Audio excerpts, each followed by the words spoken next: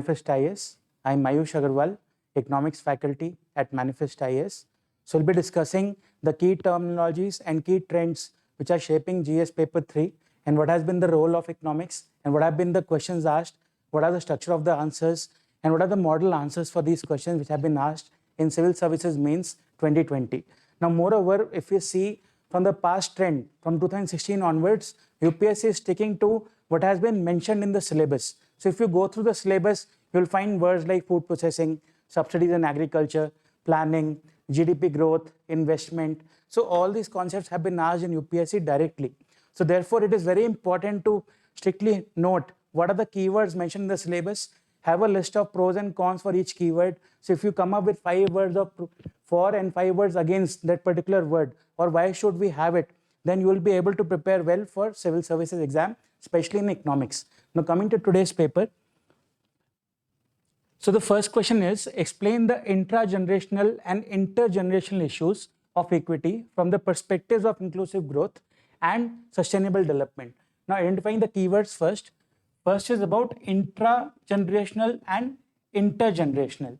So first of all, we should be clear about what does these words mean. Intra means within the same cohort or within the same generation, and inter means your future generation and your present generation. So this is about past and future, or what we say present and future. This is about the same cohort. Same cohort means the same people, like India is living now. So inclusive growth is about including people now, and sustainable development is about intergeneration equity per se. Then it talks about these two aspects from the perspectives of inclusive growth and sustainable development.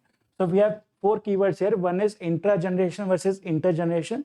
Then we have inclusive growth as a concept and sustainable development of a concept. So it's a 10-mark question. So first of all, we have to start with the basic definition of intra versus intergenerational. So intra-generational is what? It is about equality between people of the same generation. That is what we said, same cohort. And also it assures what? Social justice among human beings. Social justice among human beings. Whereas intergeneration is about future generations. So that takes care of the inter and intra relations, which is also a good introduction. This is also a good introduction to start. Then when we come to inclusive growth, what are the perspectives from the angle of inclusive growth? So here we talk about 3 things. First is access, second is opportunity, and third is financial inclusion. So what is access here means? See, when we talk about access, it is access to food, access to water, access to electricity, or in other words, when we talk about Bharat-Nirbhan, we have access to housing, electricity, telephony, irrigation, or what we say electricity, etc. Or in other words, this is also called, or what we say, India at 75 and Gandhi at 150. Gandhi at 150. So these things are about basic needs. So access is about fulfilling of basic needs and developing the capability so that you have equal opportunities to develop. Now, what is the difference here in the second one? Second one is once you have internet, so you can probably sell online. So Startup India, Stand Up India, or what we say Mudra loan. This is the basis for providing opportunities. Or in other words, bridging the rural-urban divide, bridging the inclusive society divide. So opportunities for all, that is what we saw, talk about inclusive growth. And the third pillar in inclusive growth is financial inclusion. Why financial inclusion becomes important? Because most of the people are stuck in a debt trap and they are borrowing money at a cumulative interest rate, or what we say compounding interest rate, and they're stuck in the debt cycle. So organized credit in the form of SHG, or what we say cooperative lending, or banks is very essential for inclusive growth. Now, when we talk about perspectives from sustainable development, what is it about? It is about better health, nutrition, standard of living for future generations. Now, how health? For example, here you could take the example of clean air. Clean air. So if we don't leave clean air for future generations, there is effect on babies, there is effect on the growth rate of diseases, communicable diseases especially. Then it's also about nutrition. It's about nutrition. So it is about IMR, MMR for future generations and present generations, and also about standard of living. If we don't take care of ecological balances, that is what we talk about sustainable development. And last, the principle articulates the concept of fairness. Why fairness? Fairness is about intergenerational equity, where we have to leave the earth as it is for our future generations to develop or for them to prosper. So in other words, future generations should have the same access, same opportunities and same inclusive growth today what we have. So we must leave enough resources, what we say, resource use and their conservation for future generations. Then we coming to the next question, which is define potential GDP. So first keyword here is what is potential GDP and what are its determinants. Then second, what are the factors which are inhibiting India? So the first part, what is potential GDP and what is it all about? Second is what are the factors which are inhibiting the reaching potential GDP in India? Now what is potential GDP? See, one is what we say actual growth rate. So if actual growth rate is 7%, but what is the capacity? Like given the present resources, at what rate can India grow? That is what we say, it is the potential GDP. Given the resources we have. So potential GDP is a measure of sustainable productive capacity. It is also about available resources, that is labor, capital, or what we say, factors of production, including technology, right?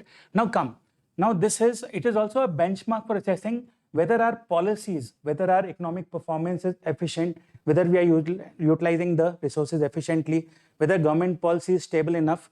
So it is also about actual economic conditions and also government policies. So this takes care of part one of the answer, which is what is potential GDP and its determinant. Now, what are the factors which are inhibiting potential GDP in India? So our investment rate, or what we say, rate of capital formation has been consistently falling. So that's why we're not able to achieve the potential growth rate in India. Then second, it is slowdown in bank credit. Then thirdly, it is very important factor, even after demonetization and before demonetization also, we had a consumption slowdown where the demand for goods and services fell down, and that will give rise to failure of investment rate, because once your capacity utilization falls, the companies don't have incentive to invest more. Then also income squeeze in rural areas just because of demonetization and GST. Then because of lack of labor reforms, we have huge informal sector which is giving instability in income. Then we also have less emphasis on knowledge economy. So we are not able to leapfrog technologically and grow faster. Then also job creation remains an issue. Then manufacturing sector remains an issue. And also what we have, agriculture reforms also became a big bottleneck. Now coming to the next question. The next question is about what are the main constraints in transport and marketing of agriculture produce in India? 10 marks question. Now we know that agriculture and marketing are mentioned strictly in your syllabus. So what is the main constraint? So we can start with that India faces a lot of issues like post-harvest losses, and every year we have around 50,000 crore rupees of food grains which are lost, especially by FCI. So we need to tackle constraints regarding what we say transport and marketing, especially when our hunger index is very high. So we need to conserve food, we need to transport it properly, we need to market it properly so that India can reduce wastage on food. So what are the constraints? First is lack of quality output, especially because of the seeds, because of the cropping pattern, because of various pests and diseases and erratic monsoons, our output quality remains low. Then second is it's about absence of grading and sorting. You might have heard the phrase that one rotten apple will spoil all others. So if you see it, lack of grading and sorting facilities actually aggravates the problem of transportation and storage and also marketing. Then storage and warehousing facilities, especially we are having CAP method versus silo method. Now CAP is what? Cover and plinth method. Cover and plinth is, say plinth is this and cover is something like this. So you might have seen black and blue tarpaulin type things and grain sacks are noted here. So this is what we say cover and plinth method versus what we say silo method, which are stainless steel structures which preserve or keep out pests and they preserve food grains for longer. So we need to develop more silos in order to preserve food longer and also to have quality food maintenance in India. Then it's about transportation. Right now we are primarily dependent on road, but we need to develop more railways, more inland waterways and implement Shantakumar committee report that is about containers, use of railway, use of waterway. So good initiative is, for example, today we have inland waterways for transporting food and also we are talking about Kisan Rail for improving this storage and marketing issues for agriculture. Then the biggest factor is information about the supply chain. That is the information that where is the good needed, what is the quality of goods needed. So information. So for this we are trying to launch, or we have initiated a process called eNAM, and we are launching a farmers portal as well. Farmers portal where we are trying to use eChopal as a role model for improving information network for farmers. Then it is also about cold chain development. So cold chain development during COVID is also very important for pharmaceuticals, but cold chain development here is important for post-harvest losses, preserving horticulture produce, producing fish, dairy, animal husbandry, etc. Then it is also about long chain of intermediaries, that because the intermediaries are very high, and that's why somewhere we need the new farm laws. And because of huge intermediaries, the transportation marketing becomes a big challenge. And because of this, we have unethical practices, multiplicity of charges, and proper marketing channels due to multiple markets in India. That is what we say APMC reforms. APMC reforms are needed. And also debt obligation and distress sale by farmers prevents the formal structure in stepping in for proper transport and marketing agriculture produce in India. Now coming to the next question. What are the challenges and opportunities in food processing sector in the country? How can income of farmers be substantially increased by encouraging food processing?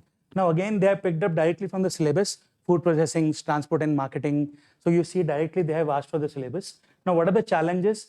First of all, food processing can be a big game changer in India's strengthening of farmers' capabilities. It can be used for exports. So you could write a general introduction. And then what are the challenges? First is again quality raw materials. Then it is about storage, transportation. Then it's about technology, that how do we package it? For example, do we have irradiation facilities? Do we have proper investment in food processing like developed countries have? Do we have proper supply chains? Do we have backward and forward linkages with farmers? So all these become the issue in technology. Then we have high competition. High competition means because government has MSP only for a few products. So in other products, we have high competition, and all these issues became futile because the raw material cost itself exceeds the cost of processing and marketing. So the price incentive is not there. Then the best is lack of credit, because although food processing sector is in the priority sector, but still the food processing sector has very less availability of credit and very less availability of working capital to grow. Then last, because exports are very less developed. So even after food processing, there is lack of market to distribute the surplus because of lack of exports. Then what are the opportunities? The opportunities are very immense. For example, in dairy and livestock, only 6% of the food grains and the dairy and livestock is processed. So there's a huge opportunity here. Then we have to diversify into cold chain infrastructure, especially for horticulture. For example, mission top, tomato, onion, potato, and fruits, vegetables, etc. Then roughly post-harvest losses are roughly 50,000 crores in India. So we can really reduce this losses by investing more in food processing. Then also national market for agriculture, then increasing exports, and also all these are the opportunities in the food processing sector. Now, when we come to how can farmers' income be substantially increased by all this? So we can use keywords again, that is shared infrastructure, like especially using FPOs, farmer producing organizations can share infrastructure and develop food processing capability. Then it's also about processing, educating farmers in small khadi level, or educating farmers to process foods at a local level or at a what we say MSME level. Then it's also about entrepreneurship development for farmers. And lastly, it is about demand and diversification. So in other words, we can use the shortcut SPEED, that is speed, shared infrastructure, processing, education, entrepreneurship, demand and diversification, which will go a long way in boosting farmers' income or doubling farmers' income in India.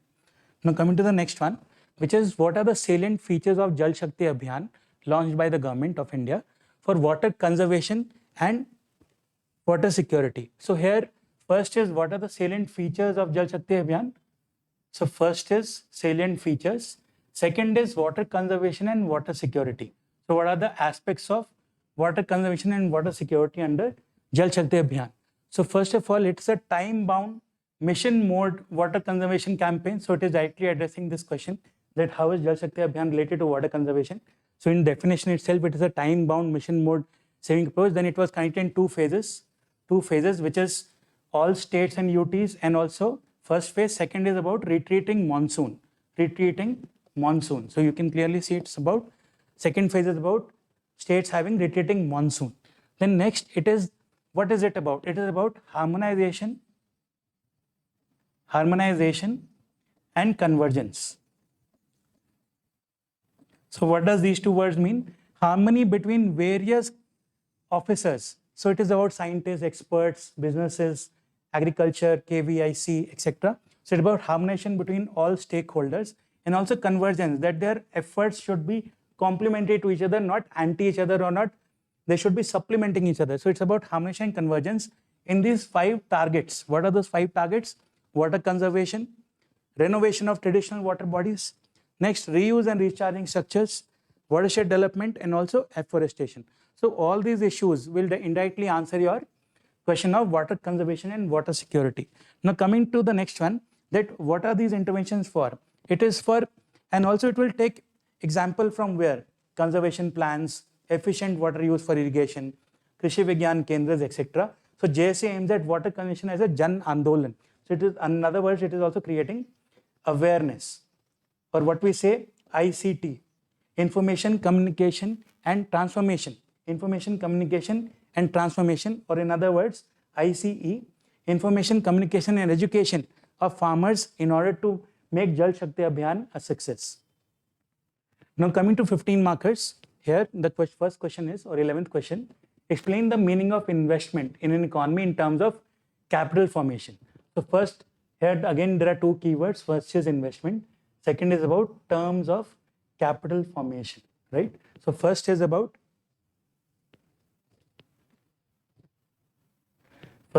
investment, next is about capital formation. Then second you task, what are the factors while designing a good concession strategy? Concessions agreement is nothing but PPP framework, or public-private partnership framework between public entity and a private entity. So we can divide the question clearly into 2 parts, that what is investment and what is capital formation. And second part is about what are the things we need to consider while designing a good concession strategy for a PPP framework, or public-private partnership framework. Now coming to the first question, or first part, that is gross fixed capital formation is also called investment. But what is it about? It's about acquisition of new assets, or it is also about very important aspect. Why? Because it talks about productive capacity. So in other words, when investment transforms into productive capacity, that is what we say capital formation. So it is also about increasing your capacity, like machines, tools, factories, buildings, raw materials, etc. So investment is turning productive. That is what we say capital formation, which is helping economy grow. In other words, it very clearly understood why, because it does not mean increase in money, because money alone is not investment. Money in itself will not transform into road, will not transform into factories. So what's the difference? So here you can clearly see how do we convert money into capital formation, or investment into capital formation. Now again, capital formation is not money alone, it can be human capital as well. So we talk about education, health, skills, etc. also as part of capital formation, although it's not physical in nature, it is social in nature. Now how do we transform money or investment into capital formation? So first part is you create savings. So first of all, we need to save money. Then that saving is effectively mobilized in the form of, bonds, savings, FDs, your national savings certificates, etc. Then these savings are actually utilized by banks in order to create loans or lending or government borrowing for spending for investment in infrastructure. So that is what we call investment and capital formation. Now coming to the second part, that what is a good design? What is a good design for concession agreement between a public person and a private person? Now remember, PPP is largely used for infrastructure. It is largely used for infrastructure, especially under PPP. Now, what do we need to know? What is the things we need to take care of? First of all, what are the obligations of the sponsor? That means the person who is doing it, what exactly they must do. So what private person has to do. Second, what are the obligations of the government? For example, you must provide the land, you must transfer the resources, you must manage, you must clearly define who should manage what. So what is the role of government? Then what are the issues? For example, if there's a dispute, what are the terms and conditions for continuing, revival, and transfer in case of any mishappening or in case of end of term. Then it is also about events of default and consequences, that should there be any penalties, should there be any bank guarantees, because what if you're not able to perform well? So there should be some bank guarantees. Then clearly financial terms, that who should gain from what. For example, if we take the example of toll, so what should be the sharing ratio? What should happen if the cost recovery happens? So is it revenue sharing or profit sharing? So those have to be clearly defined. Then what are the implications regarding long-term taxes and foreign exchange? So all these issues form the basis for consideration. Then also one has to look at the risk. What are the risks? What is infrastructure risk? For example, government infrastructure. Suppose there is problem of land acquisition. There is problem of environment clearance. So again, this is the infrastructure risk, which is solely because of the government. Then also about regulatory risk. For example, we have a lot of litigation in tenders. Litigation is delayed because of court cases.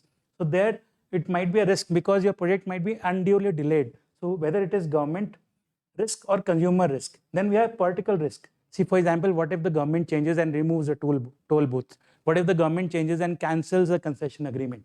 So again, it's a political risk. Then there is change in law. For example, there is retrospective taxation as an example. Then force majeure. For example, what if something drastic happens and we have to reorient the whole strategy? For example, COVID-19 can be called a force majeure for majority of the thing. Then offtake risk. What if the traffic on the road is less than the potential? So again, there will be problem in the risk sharing and the profit sharing. And lastly, we can say it is also about cost overruns. So who will bear the risk of cost overruns? So all these are issues which we need to discuss or we need to take care of between a public entity and a private entity. Now coming to the next question. Explain the rationale behind the Goods and Services Tax Compensation to States Act of 2017. How has COVID-19 impacted GST Compensation Fund and created new federal tensions? So if we identify the keywords here, the first is about rationale for Compensation to States Act of 2017, that is GST Compensation Act, and what has been the key change in COVID-19 and how has it reformed the center-state relationship. Now here, first we talk about what is the rationale for the act. So firstly, GST changed the taxation from origin-based to destination-based.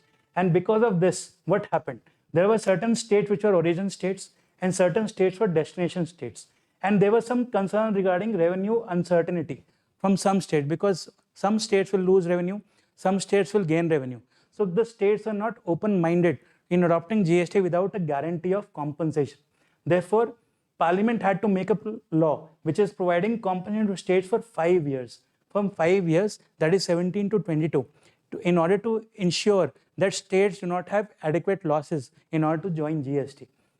Now, for this purpose, the Parliament passed the GST Compensation to States Act in 2017, right, on the recommendation of GST Council. Now, this is very important because GST Council recommended it, and in other words, you can say the GST Council called it a grand bargain strategy. Grand bargain where states will be given compensation for the next 5 years in order to adopt GST and to get familiarized with GST, right? Now, what was this compensation about? The states will be guaranteed an annual growth rate of 14% from their revenue neutral rate or whatever they collect. So that is what we say, annual growth rate of 14%. So if it grows slower than 14%, if the GST tax revenue grows slower than 14%, the GST compensation grants will cover up the loss of revenue. That's why we say revenue neutral grants and revenue neutral rate. So revenue neutral rate was about the rate of GST, and revenue neutral grant is about the states will remain unaffected because of implementation of GST.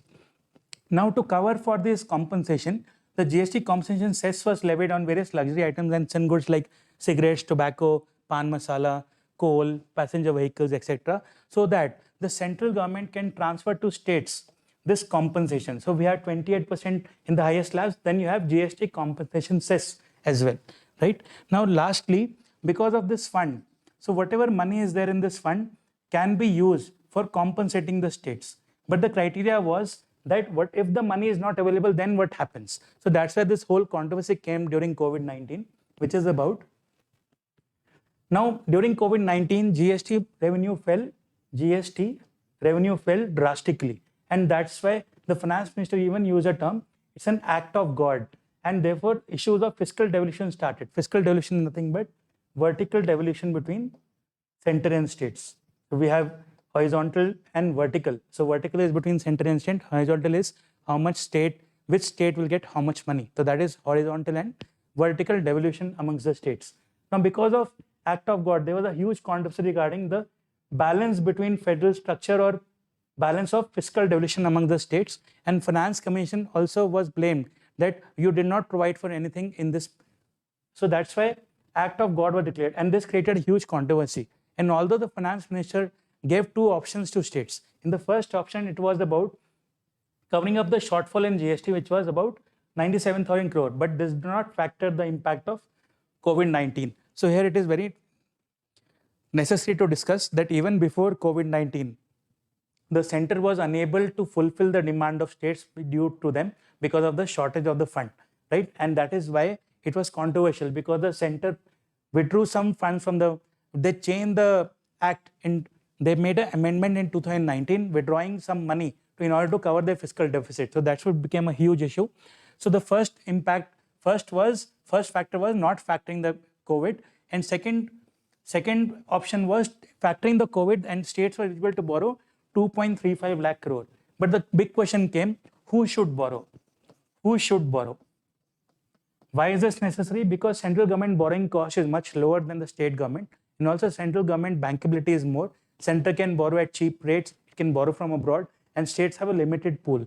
So in other words, SDLs or state development loans often have higher yields, making it uneconomical for states to pursue higher borrowing. And also states have strict FRBM regulations.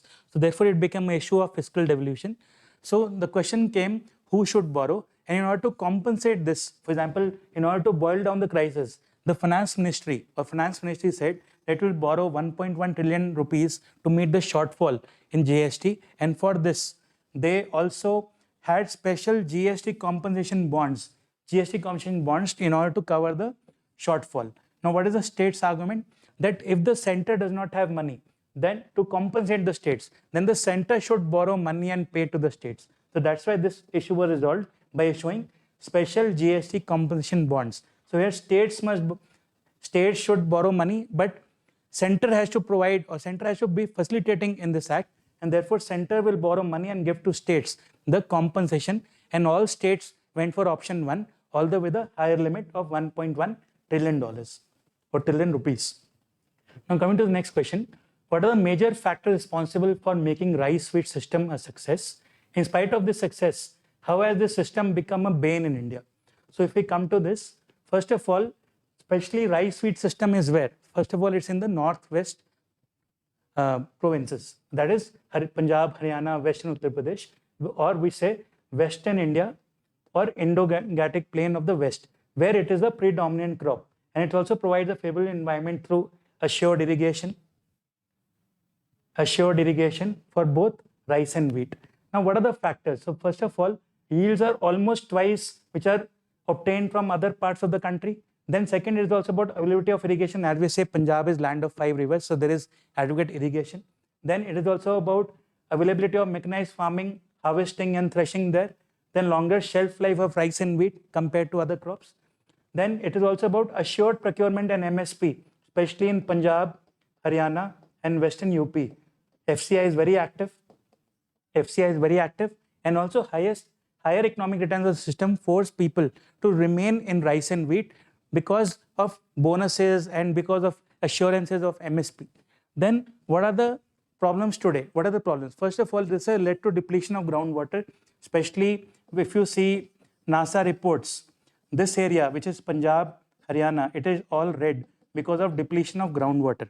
Then we have decline in factor productivity and decline in soil fertility. That is because of the overuse of nutrient fertilizers, because of overuse of the farming practice or monoculture of rice and wheat. The soil has reduced productivity, and also climate change.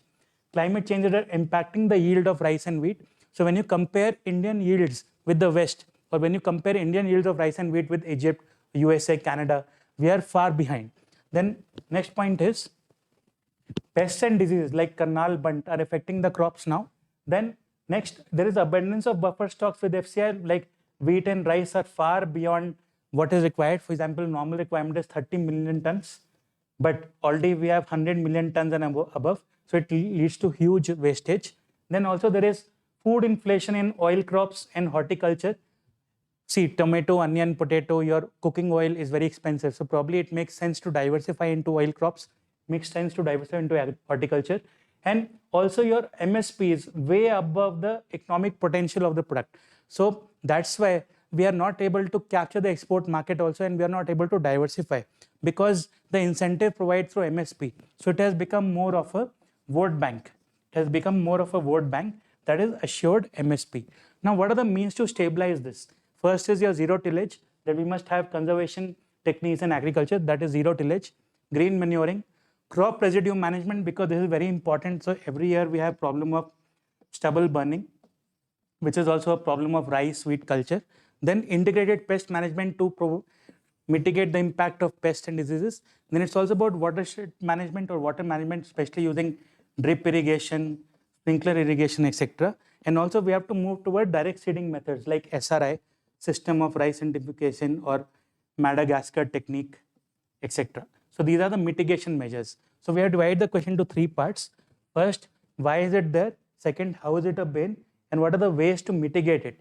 And in mitigation, you can also talk about diversification to other crops like oil crops and horticulture, and moving towards dry land farming. Now coming to the next question.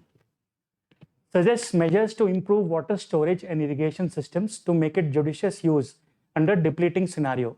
Now they are saying measures to improve water storage and irrigation under a depleting scenario. Now, first of all, what is the introduction here? In this, as of now, you can talk about how is irrigation affecting the overall water use efficiency of India. So clearly we can see irrigation consumes about 80% of total water use in the country, which will maybe fall to 70% by 2050. So even by 2050, if we conserve water, that will be the most important thing to do in irrigation, because 70% or 80% of the water use efficiency will be benefiting from irrigation alone or water storage systems alone. Now, most of the irrigation projects are very old and they become less efficient, like Indira Gandhi Canal or programs like CADP or Command Area Development Program, Desert Development Program, Hill Area Development Programs. So all these programs were started in 1960s and 1970s.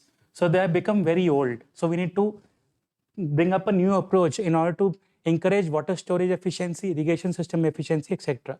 So what is this? So first of all, given the quantum of the sector, that is 50 to 70% of contribution to water sharing and water using.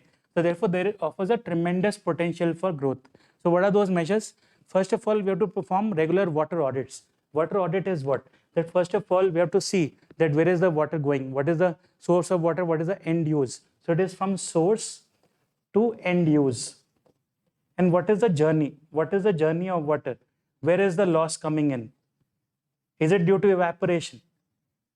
Is surface water better than groundwater? So all these will come from water audits. Then we have to benchmark the best practices. For example, one irrigation project is doing well, second is not performing so well. So this is about inculcating best practices in models so that we can improve the delivery and efficient usage of water. Third is about reduction in conveyance and distribution. See, we see a lot of canals are there, and India is a tropical country. Often temperatures in North India and Central India reach 40 degrees. So there is a lot of evapotranspiration losses and also evaporation losses. So here we have to talk about how to better manage the distribution of water between the lean seasons. Then also about participatory irrigation management. where the whole community, for example, we have seen videos where in Rajasthan or where in ancient India, people used to participate equally in water sharing. They should take care of the ponds, they should be stakeholders. So we have to inculcate stakeholder relationships in order to conserve water. Then lastly, it is about the economic incentive, that is optimal pricing of water. So we have a cycle where we have low supply of water, and that's why farmers are not ready to pay more, and that's why we have low investment in water, and this cycle repeats. So therefore, we must create enough incentives to maintain the water systems and also to create adequate pricing of water so that it is used judiciously. Then hydrological unit planning, that is, we have to plan according to that area, or what we say watershed planning. Watershed planning may include afforestation, deepening of the ponds, reviving the old structures, etc.